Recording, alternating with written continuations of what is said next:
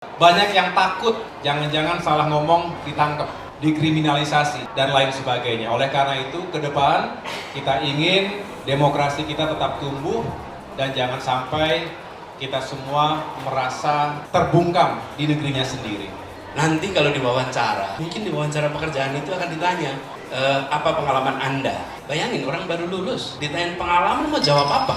Jadi saya bilang gini, Anda harus jawab, Pak, Bu, bila Bapak mencari pengalaman, maka carilah orang tua. Bapak undang saya ke sini, yang saya tawarkan bukan masa lalu, saya menawarkan masa depan buat Anda. Prioritas ini prioritas serius, dan itu artinya pemerintah melakukan perubahan di aspek regulasi, akses kepada permodalan, akses kepada kemudahan usaha yang harapannya nanti bisa memperluas lapangan pekerjaan sehingga lebih banyak lagi yang langsung bisa mendapatkan kesempatan untuk berkarya. Dan kita melihat potensi itu luar biasa besar. Bila itu disiapkan secara serius, insya Allah akan membawa perubahan buat masa depan kita.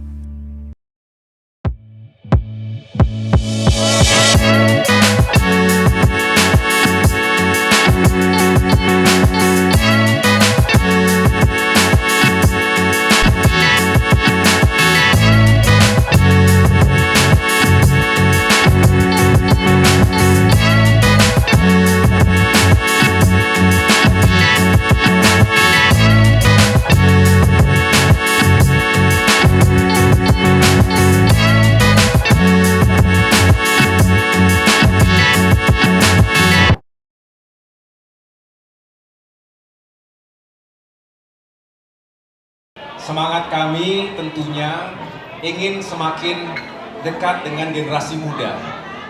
Semangat ini bukan karena menjelang pemilu ya teman-teman sekalian, tapi sejak awal, alhamdulillah, Partai Demokrat termasuk yang paling cepat untuk melakukan regenerasi di jajaran struktur partai, baik di tingkat nasional maupun di tingkat provinsi termasuk kabupaten kota. Saya alhamdulillah sejak tahun 2020 mendapatkan amanah untuk memimpin Partai Demokrat ini, dan salah satu tujuan yang ingin saya capai adalah bagaimana membangun sinergi dan kolaborasi dengan berbagai kalangan masyarakat, terutama generasi muda yang jumlahnya semakin besar. 2024 nanti kita tahu 60% dari pemilih adalah mereka yang berusia di bawah 40 tahun. Tentu ini merupakan kekuatan kami masa depan kota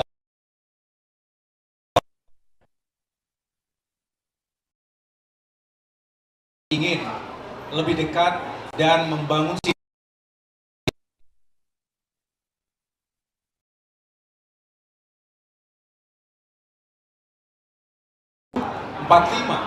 100 tahun sejak Indonesia merdeka, mudah-mudahan itu bisa kita capai bersama. Syaratnya banyak. Kita ingin mempersiapkan sumber daya manusia yang unggul melalui pendidikan yang berkualitas, pelayanan kesehatan yang juga terjangkau, termasuk kesejahteraan yang terus ditingkatkan.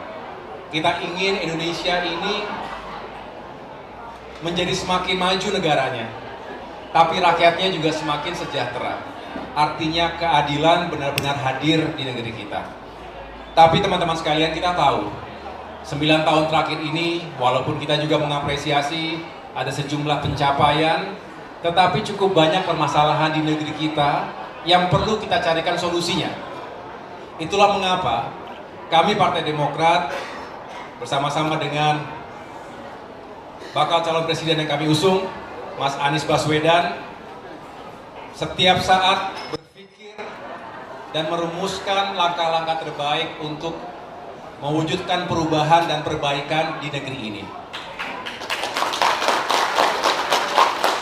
Tapi tentu kami terlalu kecil kalau tidak bisa mengajak semua kalangan masyarakat. Kita tidak kuat jika tidak diperkuat oleh generasi muda, termasuk yang ada di Bandung dan Jawa Barat ini. Kita tahu bahwa dewasa ini permasalahan yang paling dihadapi oleh masyarakat adalah ekonomi dan kesejahteraan. Betul ya? Daya beli yang melemah karena harga-harga yang relatif mahal. Inflasi sulit untuk dikontrol. Penghasilan nggak kemana-mana. Bahkan cukup banyak yang kehilangan pekerjaan, yang di PHK. Artinya, kehidupan kita tidak lebih baik. Padahal, tentu kita semua berharap hari ini dan ke depan kehidupan kita lebih baik. Belum lagi berbicara bagaimana generasi muda kita sulit untuk mencari lapangan pekerjaan yang layak juga. Ini bukan hanya masalah ekonomi, tetapi masalah sosial dan masalah keadilan. Kita berharap ke depan pembangunan Indonesia tidak hanya diprioritaskan untuk pembangunan serba benda. Walaupun kita juga sepakat bahwa infrastruktur itu penting, betul?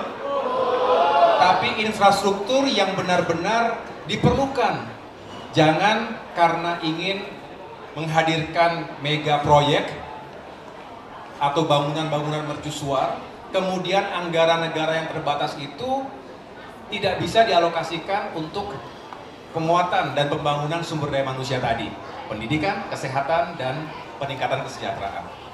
Nah, ke depan kita berharap tentunya, insya Allah jika Mas Anies Baswedan terpilih menjadi Presiden Republik Indonesia, dan jika Partai Demokrat bisa kembali ke pemerintahan nasional, kita ikhtiarkan bersama-sama.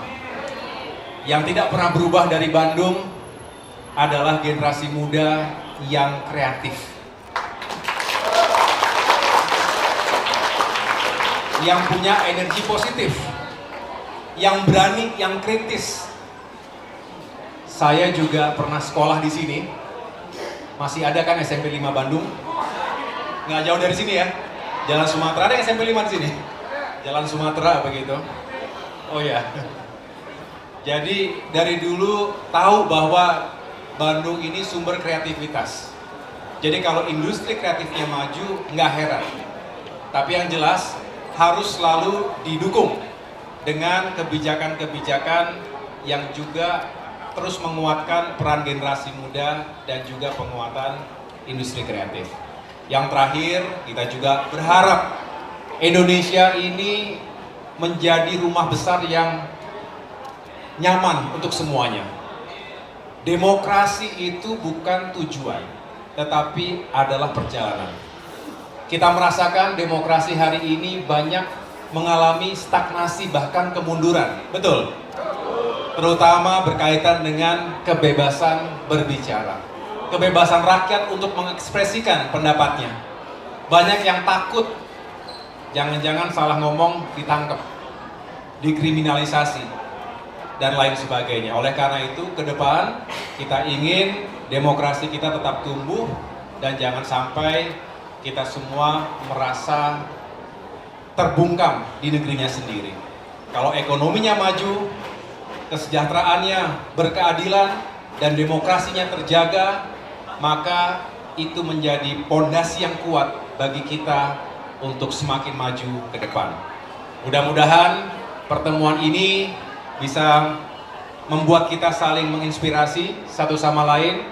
Kita juga ingin mendengar cerita dan kisah dari adik-adik atau teman-teman sekalian. Kami akan mencatatnya dengan baik. Tapi sebelum itu, marilah kita dengarkan bersama. Kita berikan kesempatan kepada bakal calon Presiden Republik Indonesia dari Koalisi Perubahan, Bapak Anies Rashid Baswedan. Saya persilakan. The floor is yours. Thank you. Mas Agus, terima kasih Mas Ahaye. Kita beri tepuk tangan sekali lagi untuk Kang Ahaye yang sudah menjelaskan secara luar biasa tentang bagaimana ke depan, bagaimana anak muda Teman-teman semua, generasi baru Bandung yang saya hormati, dan juga Kang Ahaye dan seluruh jajaran, Pak Sekjen, Pak Bendung, dan para anggota DPR yang hadir bersama kita di sini. Terima kasih kesempatannya. Teman-teman semua, apa yang unik dari anak muda? Apa yang membuat seseorang disebut muda? Apa muda itu? Kita disebut muda itu bila apa? Bila apa? Kreatif. Gini teman-teman, kalau ada yang menyebut muda itu karena usia, maka kita akan kesulitan menentukan usia berapa. Apakah 25, apakah 35, apakah 40. Jadi saya sempat berpikir begini, sebenarnya muda tua itu soal cara memandang dan cara dipandang. Bila seseorang yang dibicarakan masa lalunya, maka dia sudah tua. Bila seseorang yang dibicarakan masa depannya, maka dia muda. Dan bila seseorang yang dia bicarakan adalah masa lalu, maka dia tua. Tapi yang dia bicarakan masa depan, maka dia muda. Jadi kalau ketemu orang usianya 30-an, tapi yang dibicarakan masa lalu, maka sesungguhnya dia sudah tua. Sudah tua. Tapi kalau kita ketemu orang yang hitungan tahunnya 70, tapi yang selalu dia bicarakan masa depan, sesungguhnya dia masih muda. Kita bicara masa depan di tempat ini. Kita bicara muda, bicara masa depan. Dulu Mas, waktu di kampus, kalau ketemu dengan teman-teman yang masih kuliah, saya sering nasihati pada anak-anak yang masih mau lulus nih. Nanti kalau diwawancara, mungkin di wawancara pekerjaan itu akan ditanya, apa pengalaman Anda? Bayangin, orang baru lulus, ditanya pengalaman, mau jawab apa? Ya. Jadi saya bilang gini, Anda harus jawab, Pak, Bu, bila Bapak mencari pengalaman, maka carilah orang tua. Bapak undang saya ke sini, yang saya tawarkan bukan masa lalu, saya menawarkan masa depan buat Anda. Iya, anak muda tidak menawarkan masa lalu, anak muda menawarkan masa depan. Nah, karena itu kita bicara Indonesia ke depan, itu adalah waktu milik kita, milik generasi baru. Tadi Mas Ahaye cerita tentang bagaimana regenerasi itu terjadi. Generasi baru yang memimpin. Apa sih uniknya dari yang baru itu? Generasi muda itu punya keberanian untuk berpikir berbeda. Berpikir berbeda. Sesuatu yang tidak terpikirkan oleh generasi sebelumnya. Dia bisa melihat dengan kacamata yang unik, yang baru. Kami ketika di Jakarta dulu, Mas, sempat ngalamin zebra cross itu sudah ada puluhan tahun. Tidak pernah ada yang membayangkan zebra cross itu jadi catwalk. Iya, nggak ada. Itu hanya mata anak muda yang bisa mengubah zebra cross jadi catwalk. Puluhan tahun kita lewat di zebra cross. Kenapa bisa terjadi? Karena anak muda selalu melihat dengan perspektif yang baru. Dan anak muda itu berani. Berani itu dua kemungkinan. Memang bernyali atau tidak tahu risiko. Ya kan? Berani. Anda nggak tahu kalau di kuburan gelap, lewat aja di situ. Wah, begitu udah lewat, wah Anda hebat betul ya berani. Oh, kuburan ya tadi gitu. Ini lewatin aja tuh. Jadi tidak tahu risiko atau bernyali. Tapi karena itu banyak terobosan buat anak muda. Nah, melihat itu, kami melihat bahwa anak muda harus diberikan ruang. Karena kebaruannya bisa membuat Indonesia mendapatkan terobosan-terobosan yang berdampak luas untuk Republik ini. Ruang tuh, yuk partisipasi, kolaborasi. Jadi pemerintah bukan saja menyusun kebijakan, tapi pemerintah membuka ruang bagi partisipasi anak-anak muda. Dengan begitu, maka anak-anak muda ikut mewarnai perjalanan bangsa ke depan. Kami merasakan dulu, karena saya tugasnya di Jakarta, jadi ceritanya Jakarta nih. Tapi kalau saya tugasnya di sini, ceritanya pasti kolaborasi dengan anak muda Bandung. Anak muda, kami membuat signage kan di Jakarta itu tidak dibuat oleh jajaran Pemprov. Signage di Jakarta itu yang buat anak-anak muda. Pemerintah itu punyanya dua, kewenangan sama uang, fiskal. Okay? Yang pemerintah nggak punya apa? Kreativitas. Yang pemerintah punya kreativitas, nggak punya. Inovasi, nggak punya. Pemerintah punya pengalaman lapangan minim, jejaring kurang. Nah, begitu kita undang anak-anak muda partisipasi, apa yang terjadi? muncul ide, gagasan, terobosan yang bagi kami di pemerintahan nggak terpikirkan. Lalu apa yang terjadi? Diakomodasi, diadopsi, dan jadi terobosan yang dirasakan manfaatnya oleh seluruh masyarakat di Jakarta. Ini contoh. Jadi kami melihat ke depan, ruang ini akan dibuka lebih luas.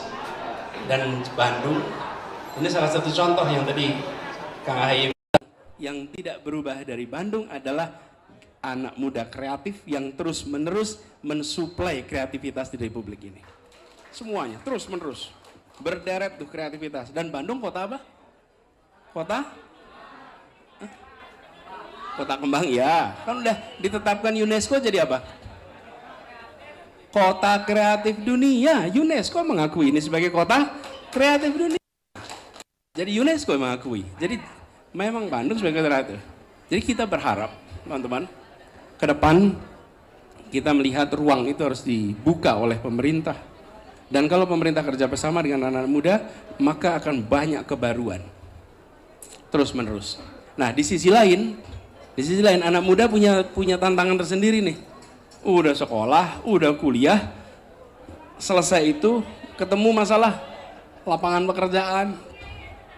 Bener nggak tuh? Lapangan pekerjaan. Terus mau cari rumah. Harga rumah? Ya. Jadi kita melihat bagaimana perluasan lapangan pekerjaan. Tadi Kang Ahaye pas lagi diskusi ada kalimat menarik dari Kang Aher. Beliau menggunakan kalimat begini. Kita di Indonesia banyak pekerja, kurang pekerjaan. Ada negara lain banyak pekerjaan, kurang pekerja. Okay? Di sini banyak yang mengharapkan. Jadi kami melihat dalam jangka pendek ini penting untuk menumbuhkan lapangan pekerjaan khususnya dari industri kreatif, khususnya yang ukuran mikro kecil, karena itu yang akan cepat sekali bisa menciptakan lapangan pekerjaan. Dengan begitu, maka generasi baru yang sudah menuntaskan sekolah, sudah menuntaskan kuliah, mereka dapat tempat untuk berkarya dan memiliki stabilitas untuk bisa hidup layak dan menabung untuk masa depan yang lebih baik. Prioritas ini prioritas serius, dan itu artinya pemerintah melakukan perubahan dari aspek regulasi, akses kepada permodalan, akses kepada kemudahan usaha yang harapannya nanti bisa memperluas lapangan pekerjaan sehingga lebih banyak lagi yang langsung bisa mendapatkan kesempatan untuk berkarya. Dan kita melihat potensi itu luar biasa besar. Bila itu disiapkan secara serius, insya Allah akan membawa perubahan buat masa depan kita. Mungkin itu Kang Ahaye sebagai pengantar dari saya. Terima kasih. Assalamualaikum warahmatullahi wabarakatuh.